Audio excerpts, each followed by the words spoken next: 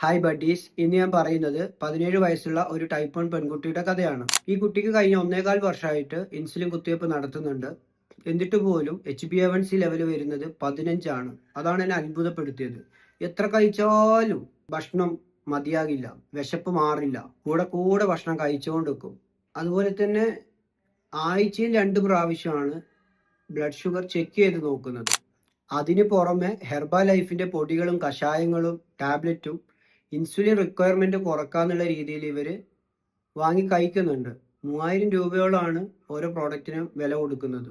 ഇത്രയും പൈസ മുടക്കിയിട്ടും ഈ കുട്ടിയുടെ ബ്ലഡ് ഷുഗർ ലെവലിൽ യാതൊരു വ്യത്യാസവും ഇല്ല. ഞാൻ അങ്ങനെ തുടർച്ചയായി ഗ്ലൂക്കോസ് നിരീക്ഷിച്ച സമയത്ത് ശരിക്കും പറഞ്ഞാൽ ഞെട്ടിപ്പോയി. ആ ഗ്ലൂക്കോമീറ്റർ വീഡിയോ ആണ് നിങ്ങൾ കാണുന്നത്.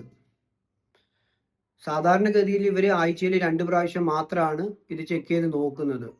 നമ്മുടെ ഫാസ്റ്റിംഗ് ഗ്രൂപ്പിലൂടെയാണ് ഈ രക്ഷിതാവിനെയും കുട്ടിയെയും ഞാൻ പരിചയപ്പെടുന്നത്. ഓരോ കുട്ടികളുടെ ജീവിതം മാറുന്ന വഴി കണ്ടോ. ആ രക്ഷിതാവ് എന്നോട് പറഞ്ഞതെന്ന് വെച്ചാൽ, സാധാരണ നോമ്പ് മാസത്തിൽ വാട്സപ്പോ കാര്യങ്ങളോ ഒന്നും തന്നെ നോക്കാറില്ല. പക്ഷെ നിന്റെ ഗ്രൂപ്പിന്റെ ലിങ്ക് കണ്ടപ്പോൾ എന്തോ പടച്ചോൻ എന്നെ കൊണ്ട് തോന്നിപ്പിച്ചാണ് അതിൽ ജോയിൻ ചെയ്യാൻ. അങ്ങനെയാണ് ആ രക്ഷിതാവിനോട് അഭിപ്രായം പറഞ്ഞത്. ഞാൻ നടത്തുന്ന കോച്ചിങ് ക്ലാസ്സുകളെ കുറിച്ചൊക്കെ ആ രക്ഷിതാവിനോട് പറഞ്ഞപ്പോൾ അവർ ഭയങ്കര ഇൻട്രസ്റ്റഡ് ആയിരുന്നു അതിൽ ജോയിൻ ചെയ്യാൻ. അതുകൊണ്ട് തന്നെ അവർക്കിപ്പോൾ ഞാൻ ക്ലാസ് എടുത്തുകൊണ്ട് നിൽക്കുന്നുണ്ട്. എന്തായാലും ഈ കുട്ടിയുടെ സക്സസ് സ്റ്റോറി ആയിട്ട് നിങ്ങളുടെ മുമ്പിൽ വീണ്ടും ഞാൻ ഉറപ്പായും വരും. അതുവരെ സുലാൻ.